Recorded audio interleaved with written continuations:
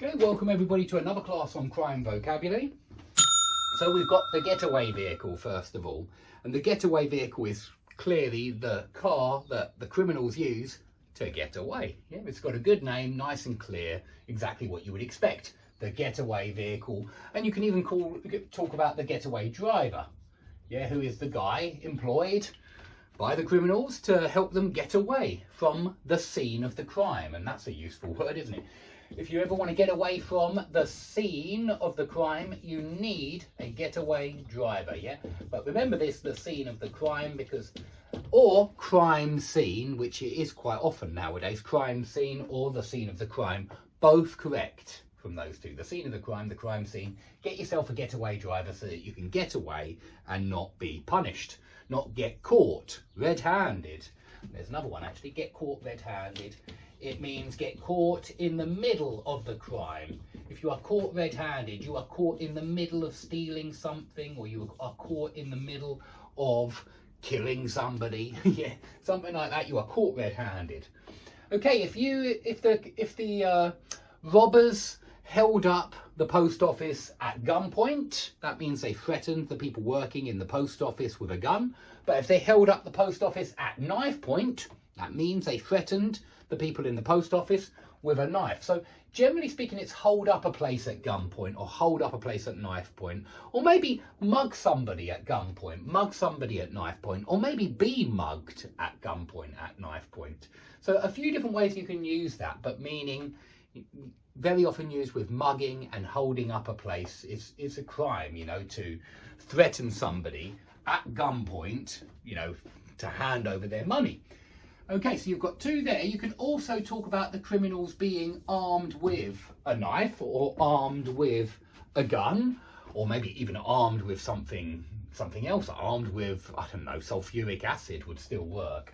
But you could be armed to the teeth. Sorry, it's a different preposition then. Armed to the teeth. And I know that this expression exists in other languages. Maybe it exists in your language as well. If you are armed to the teeth, it means you've got plenty and plenty and plenty of weapons. Yeah, you've got lots of offensive weapons. We often talk about offensive weapons or deadly weapons or offensive weapons. Lethal weapons works very well as well. Lethal, which means deadly, lethal. Okay, if you hand something over, so usually the person who's threatening you at gunpoint or at knife point, usually they want you to hand over your wallet, or hand over your laptop, or hand over your new iPhone, or whatever. The mugger usually demands that you hand something over, meaning give. Yeah, it's a good phrasal verb. Now, if hopefully the mugger doesn't want to do away with you afterwards, because do away with somebody means kill somebody. Usually they just want to do you in, they just want to do you over, which means beat you up, assault you, punch you, hit you, kick you, yeah? And beat somebody up means hit somebody many times. Please try to avoid using the word he beat me without up. In my opinion, it sounds very old-fashioned. It's usually what parents used to do with their children. When they beat their children, it means they punished them. You could be beaten. I mean, it was used a long time ago, very often, beat without up. But nowadays, it's nearly always with that up. And so if you mean hit many times, they beat you up. So do somebody in, do somebody over is also beat somebody up, assault somebody.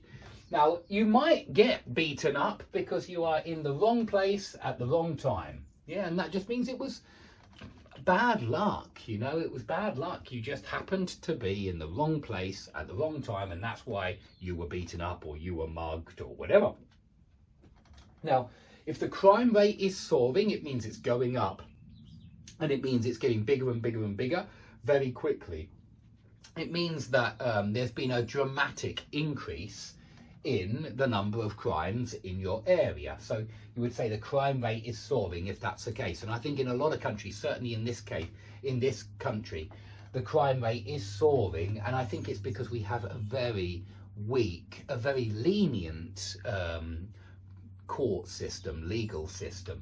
And so people can do really terrible, terrible things. I read an article about a policewoman who was run over by a nurse. Yeah, in the middle of the day, in broad daylight, the policewoman was run over by a nurse. Yeah, you do remember to run somebody over. It means to go over them in your car. Yeah, so this nurse, who didn't have insurance and didn't have a driving license, she was stopped by the policewoman. She ran the policewoman over, left her there to die or to wait for medical attention, and she got 2-year prison sentence. She got a 2-year prison sentence for running a policewoman over, leaving her badly injured for the rest of her life. I mean, she will have problems because these injuries were serious. And the nurse got 2 years. She will be out in about 8 or 9 months. I was absolutely astonished that you can run over a policewoman and only face a few months in jail. So I'm not surprised that the crime rate is soaring. So I think the police need to step up their efforts to, well, not the police, I think the courts and the lawyers, the judges, need to step up their efforts to truly punish people who are breaking the law. Because of course, if you're breaking the law to that extent where you think it's normal to run over a policewoman and leave her there on the side of the road, then certainly I would say the courts really need to step up their efforts here and start punishing people with real sentences, harsher sentences, not such lenient sentences, because if we have really lenient sentences, then we have nothing to stop people from committing the most serious of crimes. So yeah, the legal system needs to step up their efforts, and this just means to make more effort. If you need to step up your efforts, you need to make more effort. And you can use this in any topic. I could use this for students and say, you need to step up your efforts because you've got an exam soon and you'll get a much higher mark if you start working harder. Okay, so you could be charged with being in possession of a deadly weapon. Yeah, if you've got a deadly weapon I'm looking at one right now. If you've got a deadly weapon in your possession and you walk out on the street with it in your pocket, something like that, then you can be charged with being in possession of a deadly weapon. Okay, so that's very often how we would put it. Charged with, and don't forget the verb charge, officially arrest and take into custody somebody for the crime. Remember, take into custody means put somebody in prison. We've got it down there, in fact. So, to rifle through something means to go through usually somebody's bag. Yeah, you usually rifle through somebody's bag, and it's when you're looking for something in that bag.